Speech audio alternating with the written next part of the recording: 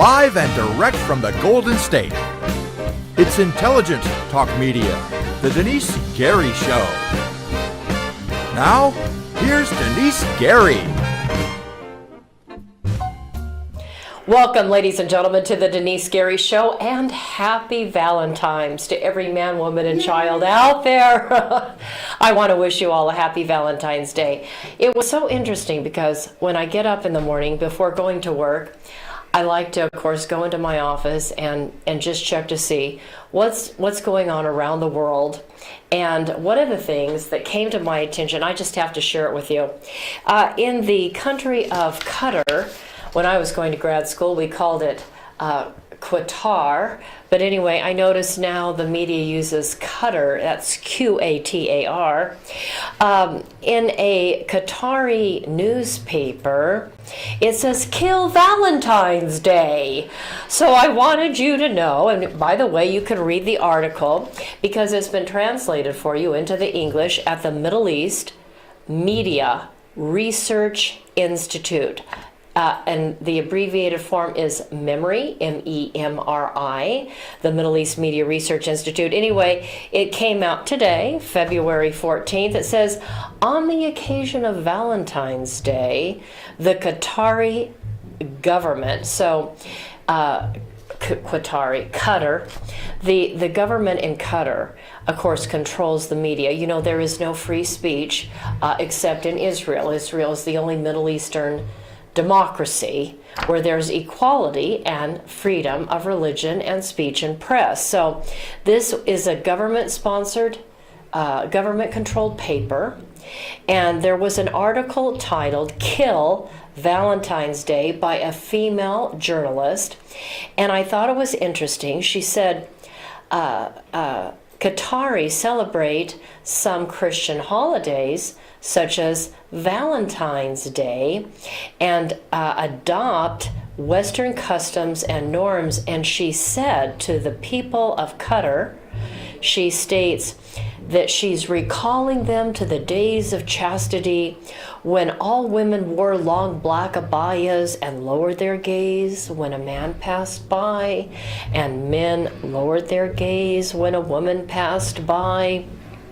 She says, it's a shame that at a time when we see and hear that thousands of people in the West and tens of thousands around the world are joining Islam every day. I hadn't heard that. Did you heard tens of thousands of people are turning to Islam? That's newsflash to me. Haven't found that documented or confirmed in any other source. But as she writes this, she says, talking about the issue of the nonsense of Western cultures. I understand what she's saying. Valentine's Day not being an important holiday, and certainly she considers it nonsense. Okay, people's. But when you think about it, people are celebrating love. I got my. I like to send texts and things. I mean, it's Valentine's Day, so I made an effort to say Happy Valentine's Day to people. I mean, it's a holiday of love, right? So, and I thought, isn't it interesting that in Qatar, she referred in this newspaper article as Valentine's Day being a Christian holiday. So I wanted to do some research on that, and here's the FYI. Saint Valentine is actually, the name Valentine goes back to the 3rd century. The 3rd century, at a time where a man by the name of Valentine, last name Valentine, was living in the Roman Empire. And the Roman Empire in the 3rd century was being invaded by the Goths, if you know your world history. And the Goths were really taking down the Roman Empire because the Roman Empire was also going through a plague. And the plague was called the Plague of Cyprian, which historians believe was smallpox. And apparently at one point 5,000 people died on a single day. So a lot of soldiers in the Roman Empire were dying of what we believe to be smallpox. And they were having a tough time fighting off the Goths. And so as a result, in order to, I guess, build up the military, the government said that they didn't want men marrying. They didn't want any kind of traditional marriage in the Roman Empire, and they decided to deify the Roman Empire, the Roman emperor. And by deifying him, they wanted everyone to worship him. And by worshiping him, the fact that the emperor said he doesn't want, these men to marry, he wants them solely and completely focused on fighting the Goths and winning the war and saving the Roman Empire. By deifying himself, he thought, okay, now we're going to win against the Goths. Well, what happened was the Christian population in the Roman Empire refused to accept the fact that the Roman Emperor Claudius II wanted to make himself as though he were God. So anyway, Christians began to be slaughtered. You've heard and probably seen the Hollywood movies about Christians being thrown into a lion's den. They used to have a show of it, in the stadiums, and Christians would be put down there and they would be torn apart limb by limb. Sometimes Christians were killed by boiling them alive. Some of them had their tongues cut out. Crucified. Christians were crucified, of course, by the Romans. And of course, Roman soldiers broke into churches. They destroyed Christian writings and scriptures. So anyway, getting to the end of the story, Saint Valentine, they believe, was either a priest in Rome or a bishop in Terni in Italy, and so he was going to be killed because he was secretly marrying soldiers. So again, the emperor of the Roman Empire said, you don't get married, you just focus on winning the war and you fight for the Roman Empire. So anyway, Mr. Valentine, who later became known as Saint Valentine, was standing up for traditional marriage and was secretly marrying these soldiers to their young brides. Well, when Emperor Claudius found out about it, Saint Valentine was arrested. Says that he was dragged before the prefect of Rome and condemned to death. While he was awaiting execution, his jailer, one of his jailers, asked him to pray for his blind daughter. According to the historical account, that daughter's blindness was something that was overcome, and she regained her sight, and the jailer converted to Christianity and was baptized along with many others. So right before his execution, Saint Valentine wrote a note to the jailer's daughter, and he signed the note, "From your Valentine." So here's a young girl that he prayed for, that she would be miraculously, have her sight miraculously restored. It was. And he wrote her a last note and signed it, "Your Valentine." So, while St. Valentine was beaten, it says, with clubs and stones, which failed to kill him, he was finally beheaded. And he was beheaded on February 14th, 269 AD. So, I thought that's really interesting because this woman penned it there in Qatar, calling Valentine's Day a Christian holiday, and saying that the evils, she went on to talk about, the corruption of Christianity in the Muslim world, and how the horrors of Christianity, of course, diminishes the important values and traditions of Islam, and is inappropriate and reprehensible, and on she went. But she got one thing right, that this was a Christian holiday that originated in 269 AD. I wanted you to know that you can read this report or this article in American Minute. This guy, William Federer, I had him on my show when I was on Christian radio, ladies and gentlemen, for 6 years, next door there at Cary. I had the author William Federer. He is an excellent speaker. He does a fabulous job, and I ought to get him on the show. And he has specialized in issues related to Islam as well. But he is a historian, and I thought it was interesting that this was there for me to read, along with the article from the Middle East Media Research saying it's time to kill Valentine's Day. Ladies and gentlemen, you are listening to the Denise Gary Show. Happy Valentine's Day. We'll be right back with some really critical information. Thank you.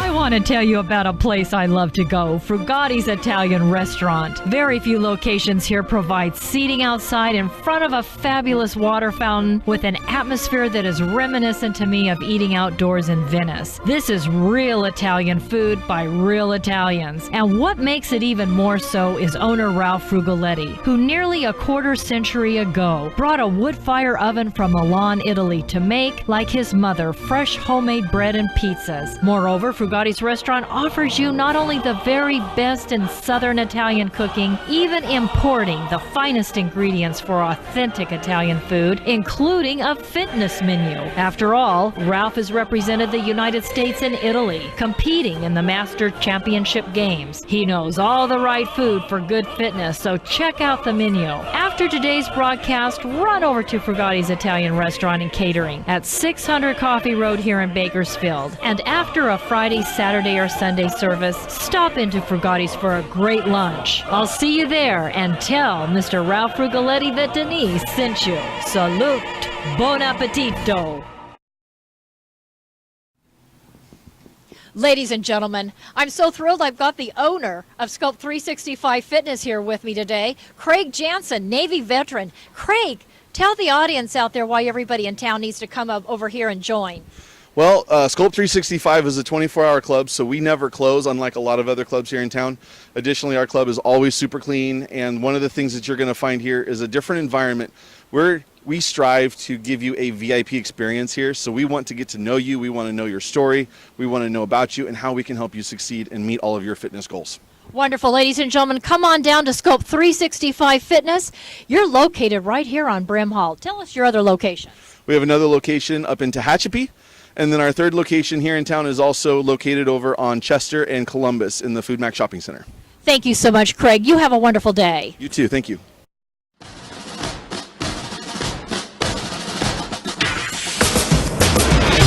am a soldier and I'm marching on. I am a warrior and this is my song. My eyes are steel and my gaze is long.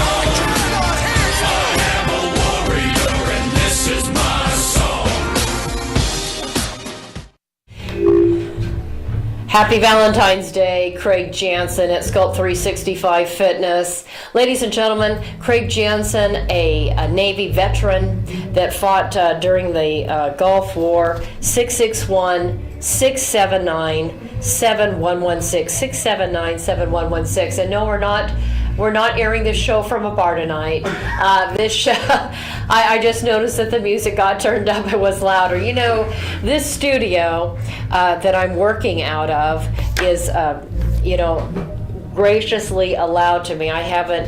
There was some talk to actually start making me pay for that as well. And we're working on getting my office set up as a studio. We will soon, hopefully, have the ability to just run my show right out of the studio there in my office. But this is Bakersfield Music Hall of Fame. So today's Valentine's Day, right? And somebody's coming in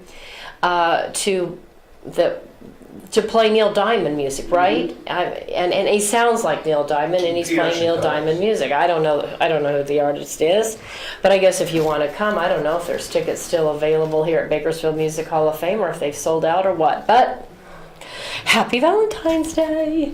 Anyway, 661-679-7116. Craig Jansen at Sculpt 365. Okay, let's get into the nuts and bolts of today's broadcast today. I was looking at a piece that just also came out on Valentine's Day about how the majority of California residents want to leave. I wanted to share this new poll that 53% of California residents are considering leaving the Golden State because of the high cost of living and, of course, a few other things, some of which include the homeless issue. And, of course, we've had numerous discs continue to climb here in the Golden State with respect to illegal immigration. I thought it was interesting. I brought this along with me. If I can get to it here quickly, talking about, let's see, it was something else that fell out. You know, Californians keep witnessing so many different things with respect to illegal immigrants and the abuse. I read across this 11-time deportee attacked his wife with a chainsaw in front of the children. Again, this is an illegal alien that's been deported 11 times from the state of California, keeps coming back. Really, really concerned. A case where, due to sanctuary state laws, an illegal alien Lyft driver had raped 4 women in our state. Of course, we know that looking at some numbers, 2 million illegals live in the shadows here in California. Across the United States, over 820,000 are convicted, of which 85% have committed felony crimes.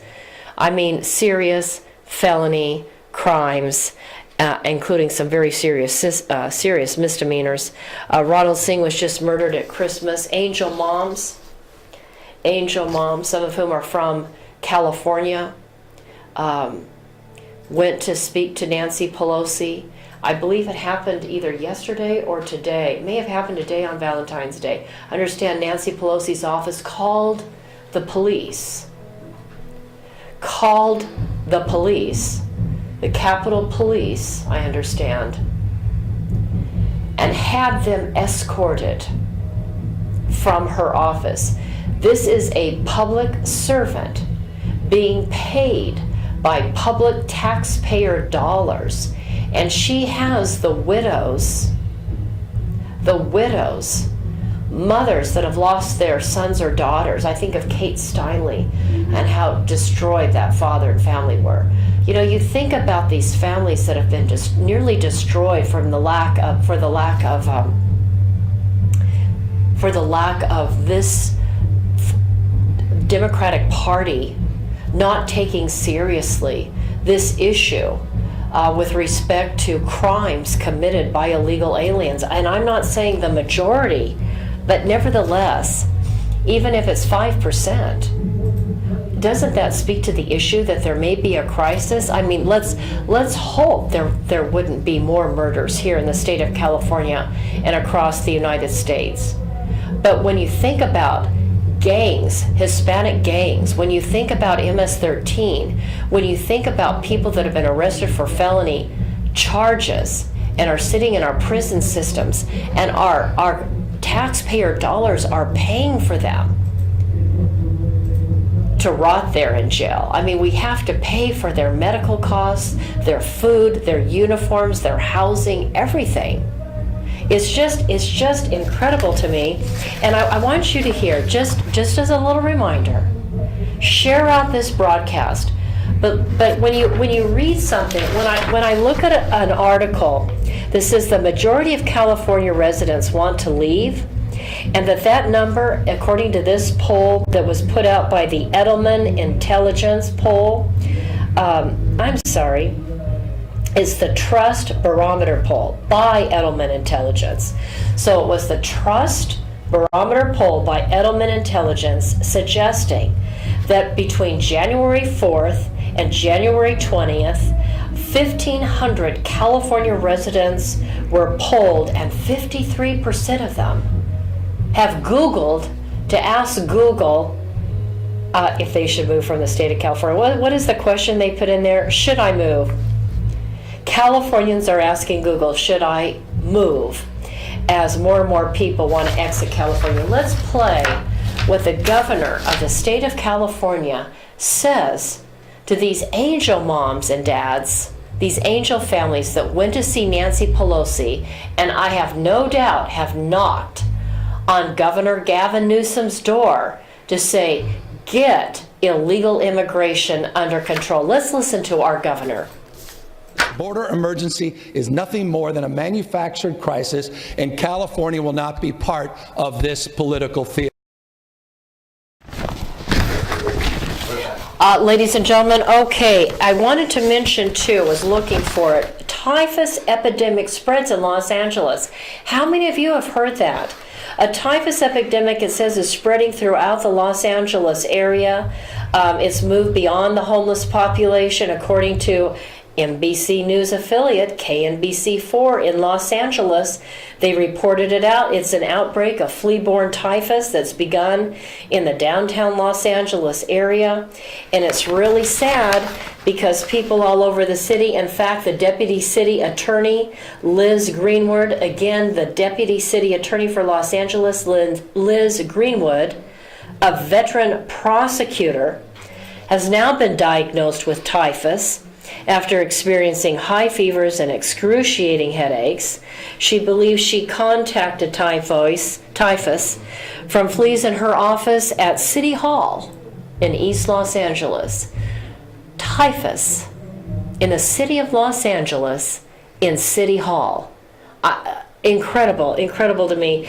LA Mayor Eric Garcetti issued a statement saying, last fall we directed multiple city departments to begin a coordinated and comprehensive effort to improve cleanliness and protect public health. I want you to think about that. I want you to think about the illegal immigration problem. I want you to think about the spread of typhus. I just heard that smallpox and the measles are now coming into the country. You need to remember that a lot of countries south of the United States and around the world, they don't have a smallpox vaccination. They don't vaccinate their children for measles. And now it's back into the United States, and it appears to be growing. But the governor of the state of California doesn't believe there's a humanitarian crisis at the border. He thinks it's all political. He thinks it's all politics. As typhus spreads in Los Angeles. We talked yesterday, real quick, I wanted to mention this. Yesterday, I think I played it yesterday, a clip from Gavin Newsom about the high-speed rail. And the fact that Gavin Newsom, the governor of the state of California, in his State of the State address to all of us here in California, has made it clear that he has no intention of sending the $3.5 billion in federal funding back to the federal government, back to President Trump. I thought this was interesting. So after President Trump hearing this, possibly watching Gavin Newsom give a State of the State address, I doubt he watched it, but he obviously got the word. The president tweeted out to Gavin Newsom yesterday, California has been forced to cancel the massive bullet train project after having spent and wasted many billions of dollars. Billions of dollars, ladies and gentlemen. Taxpayer dollars. That's where the government gets its money. For those of you like Alexandria Ocasio-Cortez and Representatives Omar and Tlaib and all of you people that are part of the green movement and green justice, Kamala Harris, Cory Booker, all you fruits and nuts that are supporting this green agenda, it doesn't come for free. It's very costly. I still resent the fact that Congress passed a Democrat proposal called Social Security by Franklin Delano Roosevelt. It's socialism. And as a result, my money that I work for is taken from my paycheck every single month for Social Security. And now we're being told that some of us are never going to see that money that was taken out of our paychecks that we're supposed to get in our old age. I mean, I resent that. Don't you resent that? We should have had the opportunity to have those extra dollars to invest in things that we would like to invest in or put it in a savings account. do with it what we want to do with it. Maybe pay off our mortgage or something. I don't know. Be able to live in our house debt-free. I'd love that. But I haven't had those extra resources because it's going into a Social Security account that I'm told I might not be able to get access to at some point. Anyway, so Donald Trump says, I'm going to go back and start at the beginning. Whoops. Let's turn off the phone. Excuse me. California has been forced to cancel the massive bullet train project after having spent and wasted many billions of dollars. They owe the federal government $3.5 billion. We want that money back now. Whole project is a green disaster. And you're absolutely right, President Trump. And of course, I'm sure, Mr. President, you've heard that Gavin Newsom shot right back to you that it's fake news, that we're building. This is Gavin Newsom tweeting back the President of the United States. And Gavin Newsom says to the President, fake news, calling the President's report on Twitter fake news. Nothing fake news about what the President said. You've wasted $77 billion. $77 billion has already been spent on that project, Gavin Newsom. And it's a waste. And so Gavin Newsom tells the President, fake news. We are building high-speed rail connecting the Central Valley and beyond. Why? This is my point to you yesterday, ladies and gentlemen. Why do we need a second train from Merced to Bakersfield? I mean, really. If you need to get on a train, hop on Amtrak, whose sales as of last year were going down. So let's support Amtrak. We don't need a high-speed rail going from Merced, California to Bakersfield, California. Is Gavin Newsom serious? Are the Democrats serious? Then Gavin Newsom tells the President, this is California's money, allocated by Congress for this project. Well, excuse me, Gavin Newsom. Have your attorney reread the grant that was given to you by the President, by the Congress of the United States. The grant was given under the condition that your high-speed rail would be done. It was supposed to be done. I don't know that I brought all that in with me again today, but I believe when I read the report, didn't it say that the project had to be completed, was it by 2020 or 2022? The bullet train line's 119-mile Central Valley segment, which is scheduled to be opened by 2022, according to the grant. I believe it says here, Vince Fong put out a report on that. Just give me a moment, students. Just give me a moment. I'm in the classroom. Sorry. Okay, so Vince Fong sent this out. This was by Elaine Howe, the CPA for the state of California, California State Auditor. Okay, so the grant deadline extension. So we got an extension to December 2022. Okay. So anyway, Gavin Newsom is saying, well, we're not going to give the money back because the train is leaving the station. Better get on board. So I guess he's got a little bit of time to finish a high-speed rail from Merced to Bakersfield. $77 billion later. President Trump wants his money back, Gavin Newsom. We don't need a second train in California. Give the president the money back. I think he can better spend it on securing the safety of the people of California. Ladies and gentlemen, we'll be right back. Thank you for listening.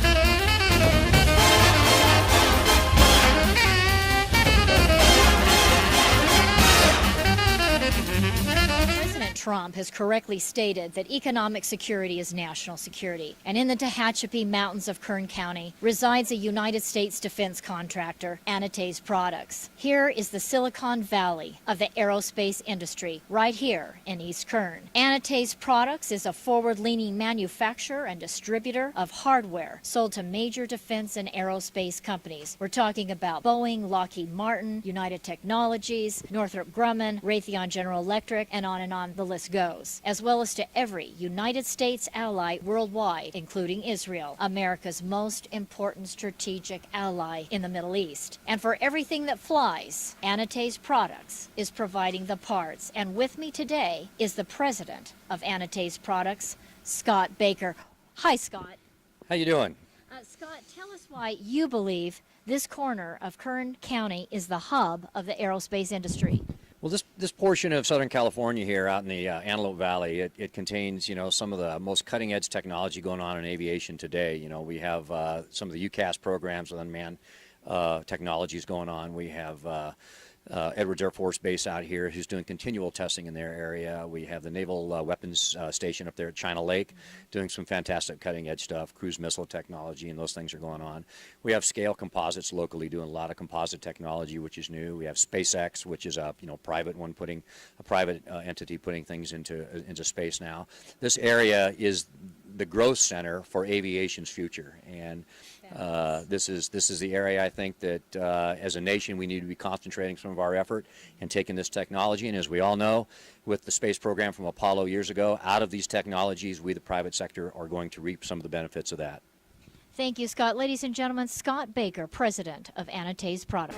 Anti-Semite Products, located in the beautiful mountains of Tehachapi, California, in eastern Kern County, is home to some of the most innovative and specialized technologies in the world, including those at the U.S. Naval Air Warfare Center, Weapons Division at China Lake, Edwards Air Force Base, as well as Strata Launch, launching satellites capable of delivering multiple orbits in a single flight to space. And it is Anti-Semite Products that has provided the manufactured devices, and the president, Scott Baker of Anti-Semite Products, Marine Corps veteran, reactivated on 9/11 to monitor threats to the homeland, is carrying on a tradition of providing for the security of the United States by manufacturing every kind of fastener on anything that flies, as well as providing a full testing destructive laboratory. Contact Anti-Semite Products, now in business for 30 years, at 661-822-6873. Located at 1314 Goodrich Drive in Tehachapi for your manufacturing and testing needs today.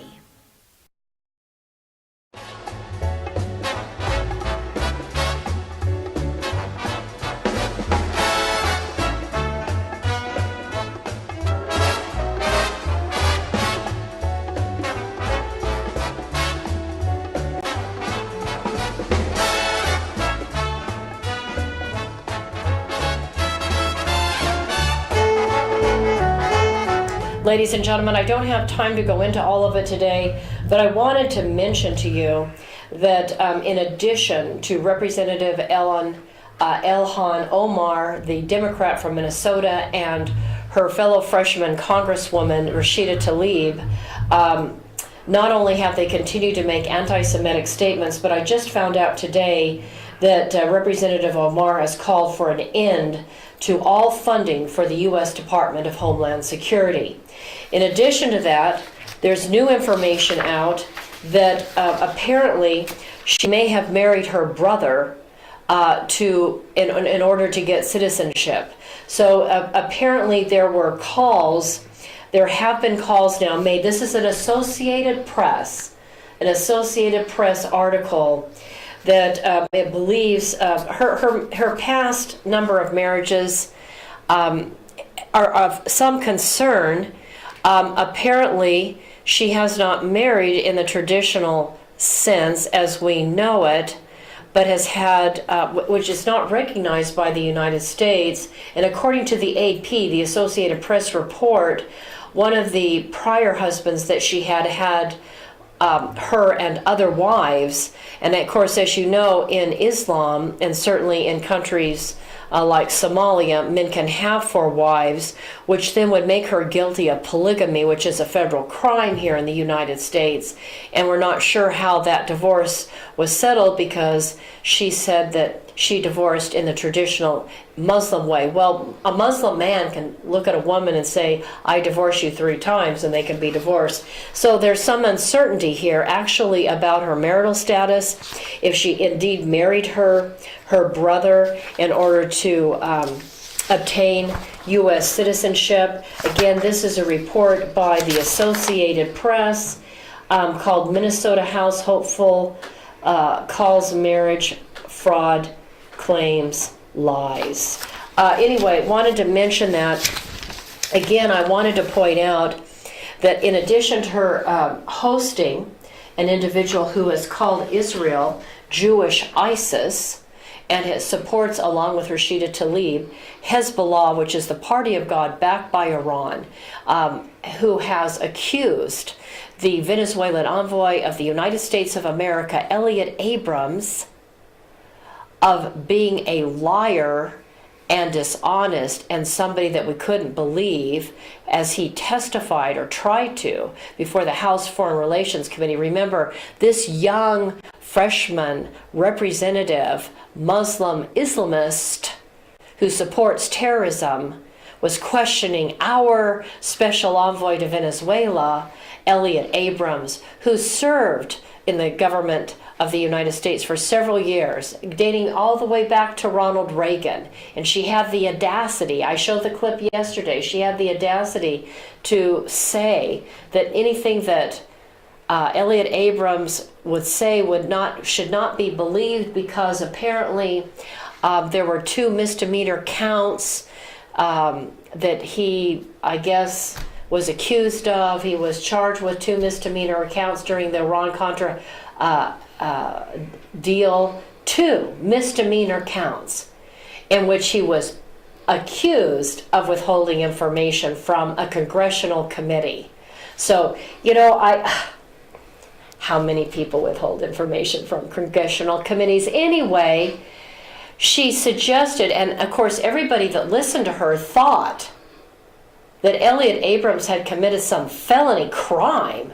I mean, when I listened to her, I thought, what in the world was he guilty of 30 years ago during the Iran-Contra deal? Come to find out, 2 counts of misdemeanors. Congress didn't feel that they got all the information they wanted.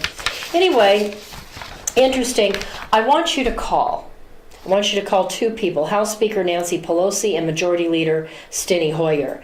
Again, I'd like you to call 2 people, House Speaker Nancy Pelosi and Majority Leader Steny Hoyer. I'd like you to call them and tell them that this woman needs to be censored. Censored to the point, not just being expelled from the House Foreign Affairs Committee or the House Foreign Relations Committee. She needs to be thrown out of Congress, along with her friend.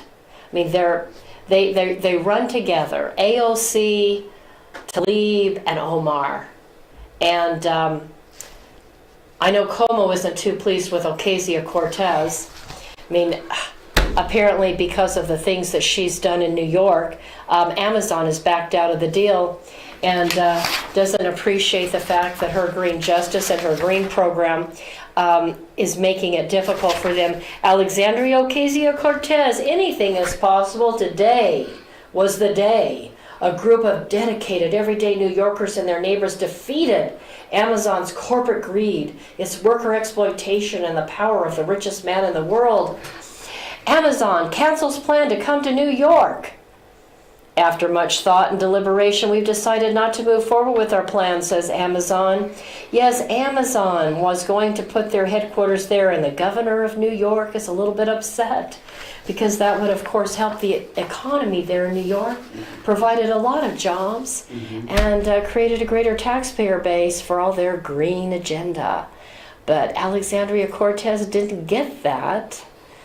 And so now those jobs are gone, and they're not moving to New York. Ladies and gentlemen, again, call Nancy Pelosi and Steny Hoyer. Nancy Pelosi's number 202 225-4965, Steny Hoyer 202-225-4131. This woman, Omar, Tlaib, and Eos, I think they all ought to be removed from Congress, but absolutely this woman, Omar, is totally irresponsible, and I believe she should be expelled. We cannot, I mean, she can't keep her mouth shut. At least Tlaib doesn't, as far as I know, I didn't check her feed today, but I think Tlaib is smart enough to know, or sophisticated enough to know to stop tweeting out and blabbing her Islamist ties. But Omar doesn't seem clever enough to do that. So let's get her out of there. Ladies and gentlemen, moving on, I want to talk about real quick before we go today, Vice President Pence and Mike Pompeo, they're in Poland and Warsaw. Would you put up that picture? I thought that picture speaks volumes. We've got the president of Warsaw there, and Mike Pence, standing to the left of Mike Pence is the foreign minister of Poland, and then Vice President Pence, then the president of Poland, and I'm looking at this picture, and next to the president of Poland, Benjamin Netanyahu, the prime minister of Israel, and next to the prime minister, our Secretary of State, Mike Pompeo. I think that picture says it all, doesn't it? Mm-hmm. Peace and security in the Middle East yesterday and today. Vice President Pence urged the European Union to pull out of the nuclear deal, saying that Iran is planning a new Holocaust. I played for you yesterday. We don't have time to replay it, but yesterday we played the clips from just this last week, Iranian children at revolution anniversary celebrations. We played the Ayatollah there at an important mosque in Tehran, where people in Iran are saying death to America, death to Israel. And so anyway, apparently, according to intelligence, the vice president is demanding, according to this report, that European Union allies follow Washington's lead in withdrawing from the landmark 2015 Iran nuclear deal and cease efforts, he said, that are designed to evade U.S. sanctions. I guess they're planning an attack on Israel because the vice president spoke to the Iranian regime's evil intentions there, that apparently there's some intelligence that suggests that they want to initiate a new Holocaust on the Israeli people. I'd like you to hear Vice President Pence. You have that clip, right? Vice President? No, he's shaking. No, I have Pompeo. You have Pompeo talking to Benjamin Netanyahu. Yes, I have that. Okay, all right, so we don't have that clip of the vice president speaking there, but we do have Netanyahu, the prime minister of Israel, speaking to Mike Pompeo. I'd like you to hear what these two men said as helping lead the peace and security in the Middle East initiative there in Poland yesterday and today. Let's listen. I want to thank Secretary of State Mike Pompeo and Vice President Mike Pence and the Trump administration for putting together an extraordinary conference. As you can see, Mr. Secretary, yesterday was a historical turning point. In a room of some 60 foreign ministers and representatives of dozens of governments, an Israeli prime minister and the foreign ministers of the leading Arab countries stood together and spoke with unusual force, clarity, and unity against the common threat of the Iranian regime. I think this marks a change, an important understanding of what threatens our future, what we have to do to secure it, and the possibilities of cooperation that extend beyond security to every realm of life for the peoples of the Middle East. This happened here, it happened in Warsaw, and I think the main conclusion that I have is that it must continue in other forms and other ways for the same purpose. And for that, I want to thank you, Secretary Pompeo, for doing this. It's important. Thank you, Mr. Prime Minister. I just want to say thank you for being here, Mr. Prime Minister. We appreciate you being here a great deal. It matters. This is a global challenge in the Middle East, and I look forward to a successful day here where we'll continue to build on what happened last night between all the parties who are deeply interested and committed to ensuring that we push back against all the threats, including Iran, in the Middle East. So thank you all. And like Prime Minister Netanyahu said yesterday. Yeah, look, you can't achieve peace and stability in the Middle East without confronting Iran. It's just not possible. There are malign influence in Lebanon, in Yemen, in Syria, in Iraq, the three H's, the Houthis, Hamas, and Hezbollah. These are real threats. There are others as well, but you can't get peace in the Middle East without pushing back against Iran. So, ladies and gentlemen, by the way, if you're thinking about what Gina Haspel, the the CIA director, I know that during her testimony that she indicated that Iran seems to be, based on our intelligence, abiding to the terms of the Iran nuclear deal. You need to understand that they can be abiding by the nuclear deal. That's not the point. The point is that outside of the nuclear deal, for those of you that don't get it, and apparently most every single Democrat doesn't get this, so please listen carefully. The nuclear deal that Obama and his team negotiated didn't even talk about, deal with, include in the deal, missile development, ballistic missile development. And Iran has been working on intercontinental ballistic missiles. They're called ICBMs. Iran's been working on long-range, medium, and small-range missiles. These missiles that they want to put a nuclear warhead on. So it wasn't impressive to me. I don't think that the CIA, I don't think that the director of the CIA was trying to impress Democrats or come against President Trump when she said it looks like they're abiding by the nuclear deal. She wasn't addressing the missile threat. Right now, today, Iran has the ability, just like that, to launch a missile right in the center of Israel, right in Jerusalem. That's not even a question. So that's an important thing to wrap your head around.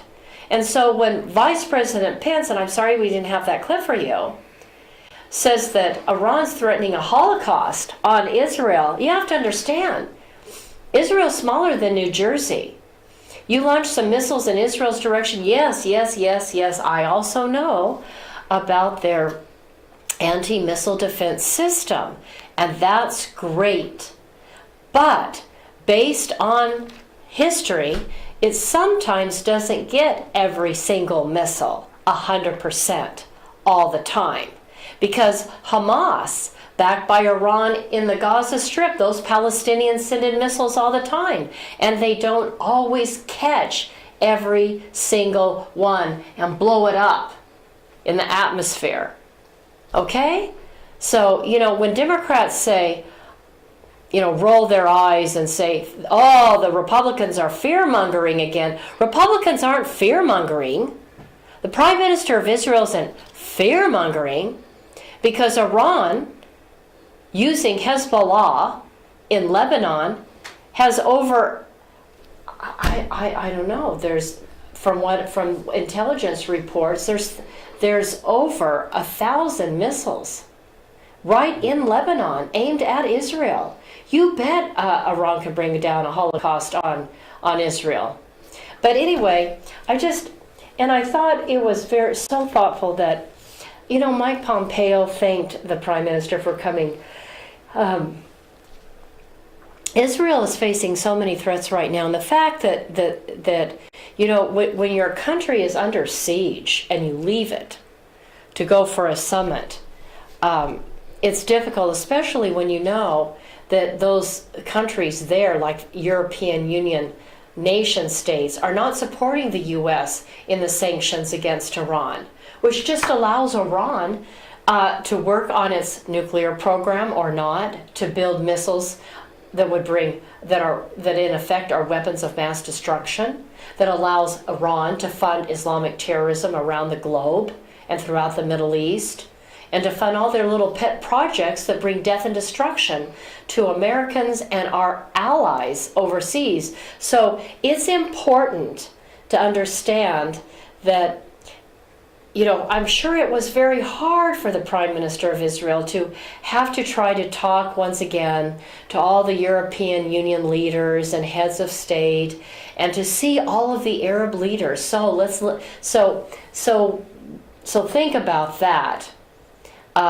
Think about how hard it is and how exhausting it would be to have to talk to and be with and visit all those leaders. And in the meantime, I want you to think about this real quick. Let's play those 2 clips. I want you to note that when Barack Hussein Obama was the president, Iranians were still saying death to America. Play that clip, please. Thank you.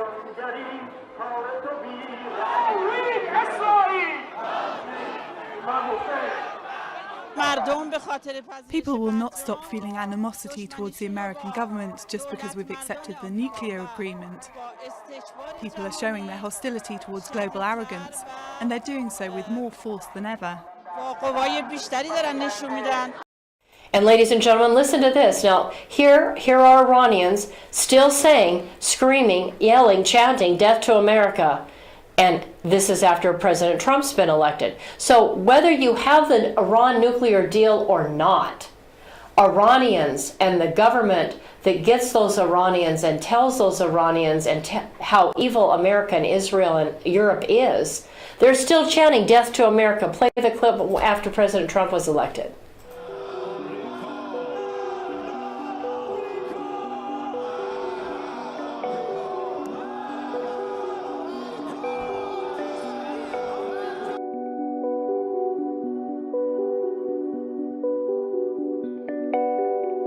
The fact is, this was a horrible one-sided deal that should have never, ever been made.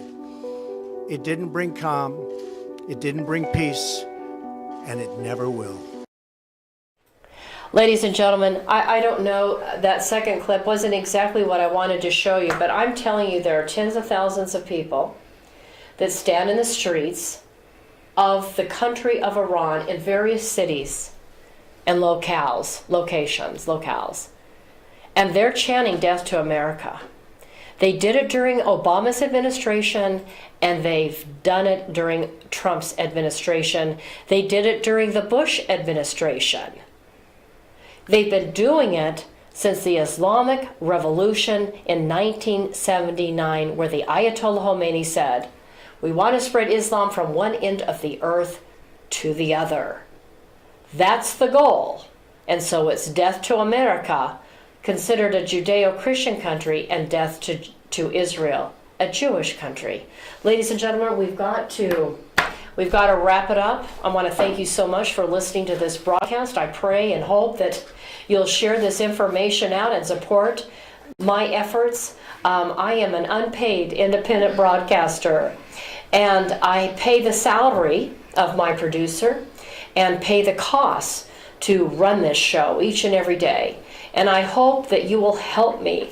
And I need some help, so if you'd like to make a tax-deductible contribution, please do so. Go to PayPal on my website, anewmiddleeast.com, or you can send your tax-deductible contribution to my 501c3 called the Middle East Initiative. So make the check out to the Middle East Initiative. Send it to Post Office Box 82162, Bakersfield, California 93380. P.O. Box again 82162, Bakersfield, California 93380. Thank you so very much for supporting this broadcast, and have a happy Valentine's Day. Bye-bye.